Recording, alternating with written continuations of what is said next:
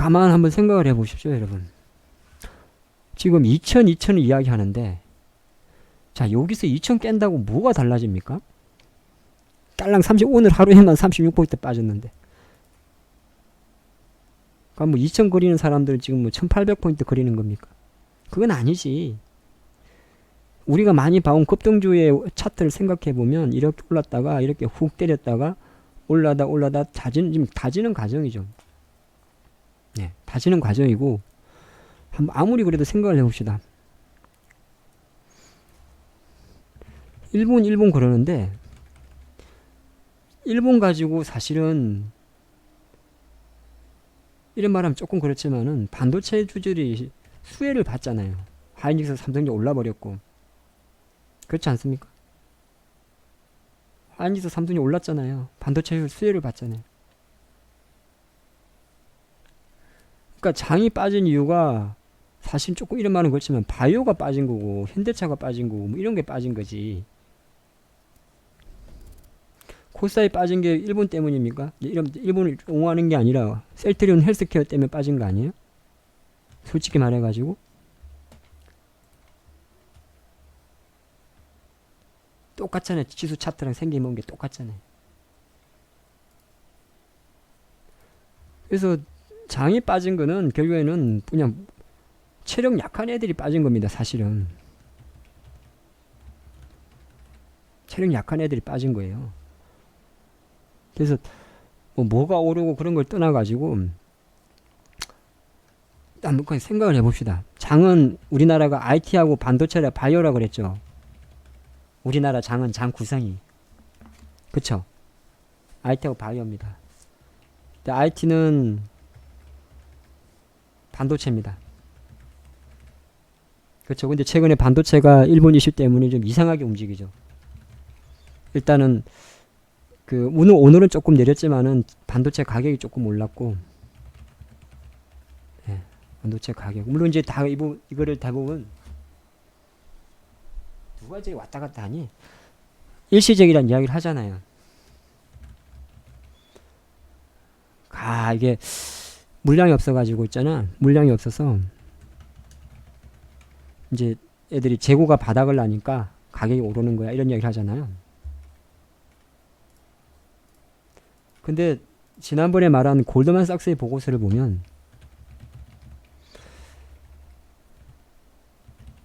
골드만삭스는 이렇게 안 봤어요. 그러니까 중요한 건 뭐냐 하면 반도체 가격이 오르는 이유가 지금 1차적으로는 당연히 공급 요인입니다. 공급 감소 때문에. 쉽게 말해서 일본이 재료를 안 주니까 반도체를 못 만드는 거죠. 근데 골드만삭스는 조금 더 긍정적으로 봤습니다. 수요가 증가할 것이다. 우리가 가격이 오르는 것 중에서 가장 좋은 게 수요가 증가해서 오르는 겁니다. 아파트, 쉽게 말해서 아파트 생각을 해보죠. 요새 강남하고 경기도권에 좀 가격이 오르는데 아파트 가격 이게 수요가 증가해서 오르는 게 아니고 물량이 들어가서 오르는 거잖아요. 매물이 없으니까. 근데 이거는 잠깐 가볍잖아요. 가볍다고 이야기를 하거든요. 집도 값도 어쨌든 오를 때 사람들이 물량을 싹 걷어들여 버려요. 근데 어차피 일정 부분의 수요는 항상 존재하는 거거든. 그러니까 비싼 가격이라도 사다 보니까 가는 겁니다. 하이트 진로가 일본 아사히 이슈 관련해서 여러 가지 수요를 봅니다. 근데 상한가는 진적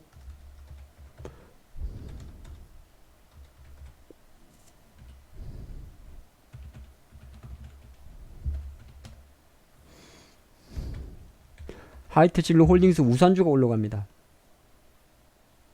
이는 상을 쳐버려요. 그런데 왜 그러겠습니까? 수요가 많아서가 아니고 물량이 없어서 그런 거죠. 우선주 주식 수가 47만 주밖에 안 되니까. 그래서 우선주라는 게 갈 때는 정말 잘 가고 못 갈 때는 또 이렇게 안 움직여 버리죠. 주식은 똑같은 거거든요. 근데 이런 애들은 물량으로 공급으로 가는 요인은 많이 못 가요. 뭐냐, 결정적으로는 수요가 좋아야 됩니다. 사람들이 계속 집을 사야 돼요. 그런 가격이 진짜 잘 갑니다. 그러니까 아파트로 예를 들면 서울 집값으로 예를 들면 사람들이 계속 앞으로 집값이 오를 것 같아가지고 집을 사야 됩니다. 근데 그럴 상황이 못 되죠. 오를 거는 같은데 규제를 해버리니까. 뭐 오를 것 같은데 뭐 LTV나 DTI나 규제를 해버리니까 세금 때린다 그러고. 그래서 일시적으로 지금은 공급으로 움직이는 거는 사실 오래 못 갑니다. 그러니까 근데 골드만삭스는 오히려 이 부분에 대해서 수요가 증가할 것이라고 전망을 했기 때문에 이 부분이 되게 중요한 겁니다. 그래서 제가 생각할 때는 내일장 포인트로는 내일장은 아무것도 보지 마시고 하이닉스를 보셔야 됩니다. 만약에 내일 하이닉스가 오르지 못하고 또 빠집니다. 75,000원까지 내려옵니다. 그러면 공매 치세요. 칠 수 있다면 공매를 치시고, 공매를 못 치겠다 그러면은 주식 선물로 매도를 치세요. 주식 선물 어디 갔냐? 관심이 없어서 그렇지 하방을 내가 내려가면 투자할 수 있는 방법은 많습니다. 모르거나 관심이 없고 두려워서 그렇지. 가끔은 그런 말을 하거든요. 개인 투자가들이 야씨 외국인들은 공매도 치고 나도 공매도 치고 싶다. 실제 한번 쳐보라 그러십시오. 생각보다 많이 틀립니다. 진짜 생각보다 많이 틀려요. 왜냐하면 공매를 칠라 그러면은 대부분이 생각하면서 가만히 생각해 보세요. 분명히 이런 데서 공매 칠라 그래요. 근데 이거는 지금 아직까지는 매수의 찬스잖아요. 그럼 영매매 하는 거거든요. 결정적으로. 차라리 여기 75,000원 오면 공매도 쳐야 되는 겁니다. 하방에. 똑같아요. 어떤 분들은 나도 외국인처럼 공매도 칠 수 있으면 돈 이빨 벌겠다 그러는데 매수로 못 벌면 매도도 못 봅니다. 그거는 제가 할 수 있는 내용. 물론 이제 보이는 종목들은 있어요. 딱 봐도 건자재 이런 거 안 되겠다. 아니면 뭐 현대건설 이런 거 안 되겠다. 보이는 종목들은 있어요.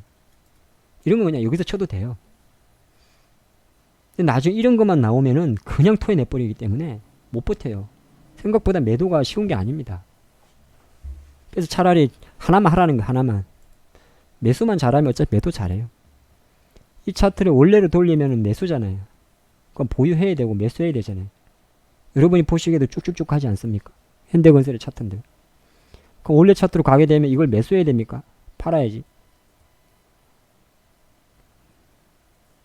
여기서 깔짝깔짝 움직이는 몇 퍼센트를 가지고 논하는 게 아니로 최소한 이런 차트가 나오면 사라고. 이런 차트가 나오면 5일선에 올라오거든.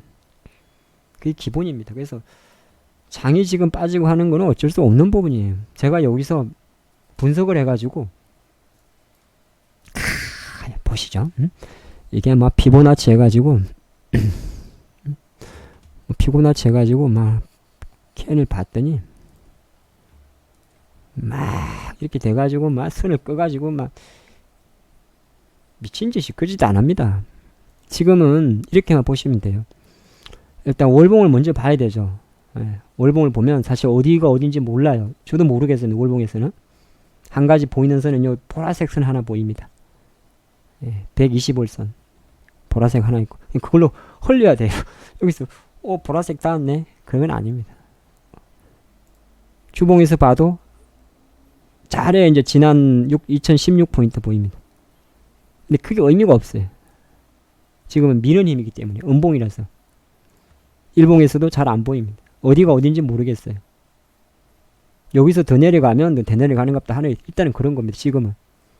근데 만약에 다음날 이런 패턴이 나온다.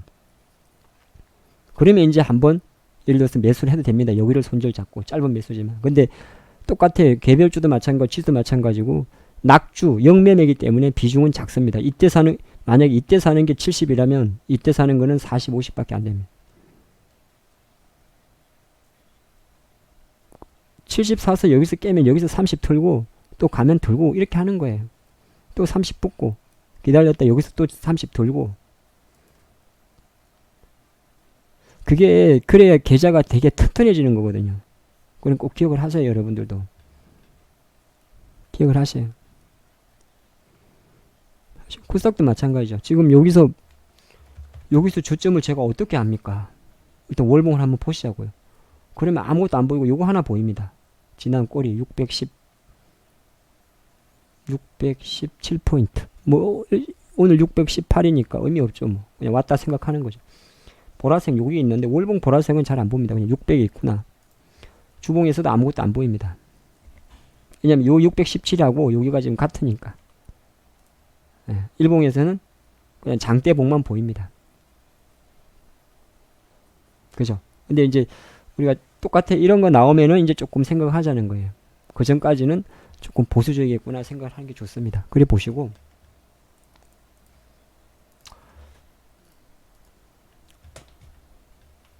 지금 제일 이제 많이 나오는 게 2차전지 이야기가 나옵니다.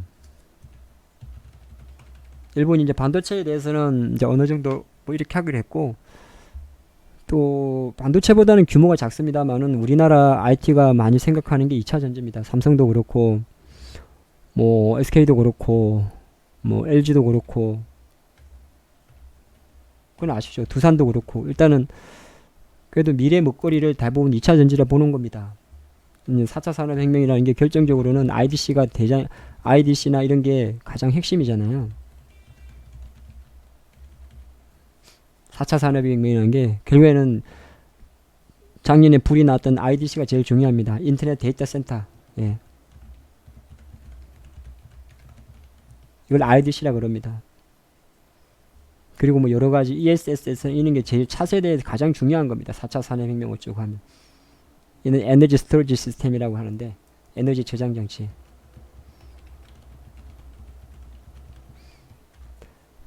일본이 우리나라를 당연히 제일 민감한 거를 여러분 아시죠? 싸움을 할 때 물론 저는 싸움을 잘 못합니다. 싸움을 안 해봐서 그래도 이제 주워들은 걸 들어오면 싸움할 때 제일 첫 번째로 해야 될 게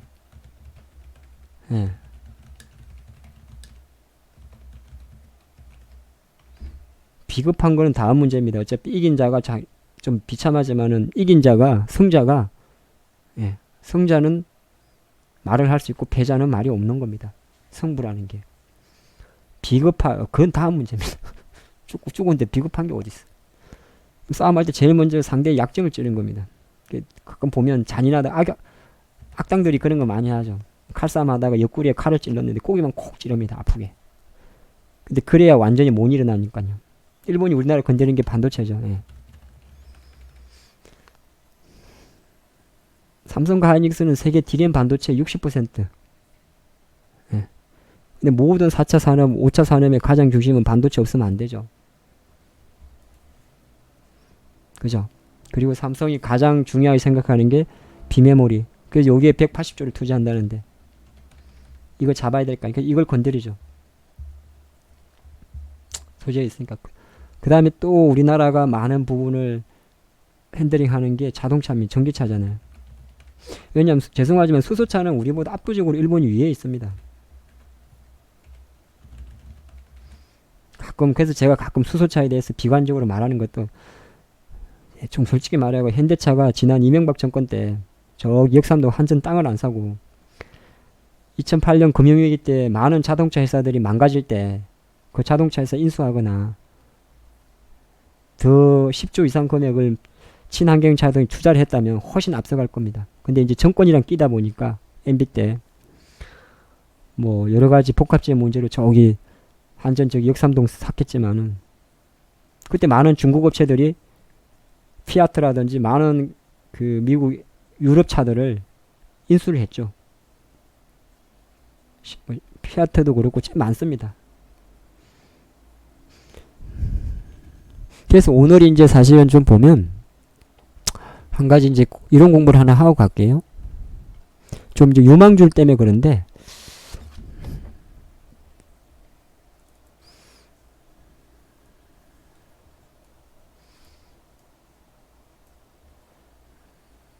왜냐면 2차 전지는 그래도 계속 이제 하반기를 좀 많이 이야기를 하니까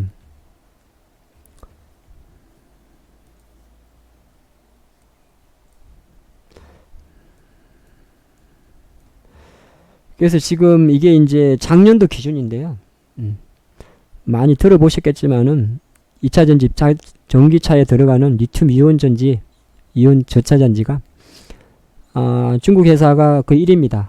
뭐 올해 1분기는 아마 더 올라간 걸로 알아요. 중국의 CATL, 그 일본의 파나소닉이 미국의 테슬라 자동차의 전기 배터리를 제공합니다. 그리고 중국의